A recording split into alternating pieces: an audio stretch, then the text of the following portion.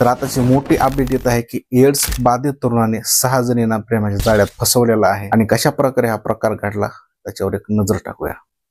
गुजरातमधील अहमदाबादमधील गुन्हे शाखेचा मानव तस्करी विरोधी पथकाने एका एड्स बाधित तरुणाला अटक केली आहे। आपल्याला हा दुर्गंध रोग असल्याचा ठाऊक असतानाही या तरुणाने एका अल्पवयीन मुलीच्या प्रेमाच्या जाळ्यात ओढलं आणि 10 महिन्यापूर्वी तो तिच्यासोबत फरार झाला। गुन्हे शाखेने दिलेल्या माहितीनुसार आरोपी मागील 10 वर्षापासून एड्स बाधित आहे। मात्र त्यानंतरही मागील 12 वर्षापासून या तरुणाने 6 वेगवेगळ्या तरुणींना प्रेमाच्या जाळ्यात अडकवून त्यांचं शोषण केलेलं आहे।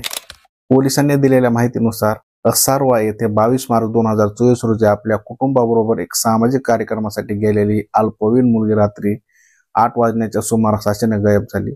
या मुलीच्या वडिलांनी शाहीनबाग पोलीस स्टेशनमध्ये मुलगी बेपत्ता झाल्याची तक्रार नोंदवली।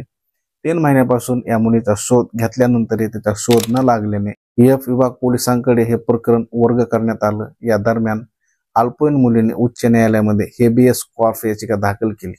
तपास करणाऱ्या पोलिसांना अखेर हे बेपत्ता झालेली अल्पवयीन मुलगी मध्य प्रदेशमधील अनूपपूर जिल्ह्यात कोतमा येथे सापडली। अल्पवयीन मुलीला घेऊन फरार झालेला तरुणाला अहमदाबाद गुन्हे शाखेच्या मानव तस्करी विरोधी विभागाने अटक केली आहे। आरोपीच्या चौकशीमध्ये धक्कादायक माहिती समोर आली आहे। गुन्हे शाखेने दिलेल्या माहितीनुसार आरोपी मागील 10 वर्षापासून एड्स बाधित आहे। आरोपीने मागील 12 वर्षांमध्ये वेगवेगळ्या वेळात 6हून अधिक तरुणींना प्रेमात अडकून त्यांचं शोषण केलेलं आहे। पोलिसांनी दिलेल्या माहितीनुसार अल्पवयीन मुलीच्या वडिलांच्या कामाच्या ठिकाणीच आरोपी व्यवसाय करतो। कुटुंबाबरोबर जवळीक काढून आरोपी या मुलीच्या कौटुंबिक कार्यक्रमाबरोबरच घरी सुद्धा येऊ जाऊ लागला। त्यानंतर ही अल्पवयीन तरुणी मुलाच्या प्रेमात पडली। या तरुणीने तिच्यासोबत लग्न करण्याची इच्छा व्यक्त केली।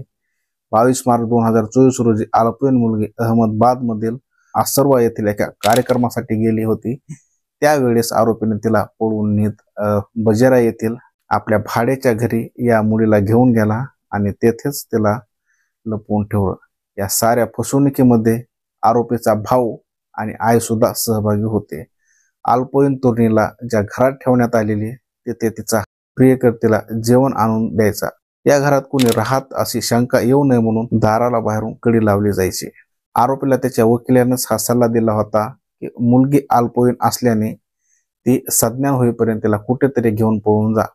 वकिलाच्या सल्ल्यानुसार आरोपी या मुलीला घेऊन सुरत, औरंगाबाद, बीड, हैदराबाद, नागपूर मार्गे छत्तीसगडमधील बिलासपूरमध्ये घेऊन गेला। आरोपी त्याच्या चुलत्याच्या अंबिकापूरमधील घरी वास्तव्य करत होता। त्यानंतर तो कोतमा येथील आत्याभावाने घेऊन दिलेल्या भाड्याच्या घरात तो या मुलीसोबत राहत होता।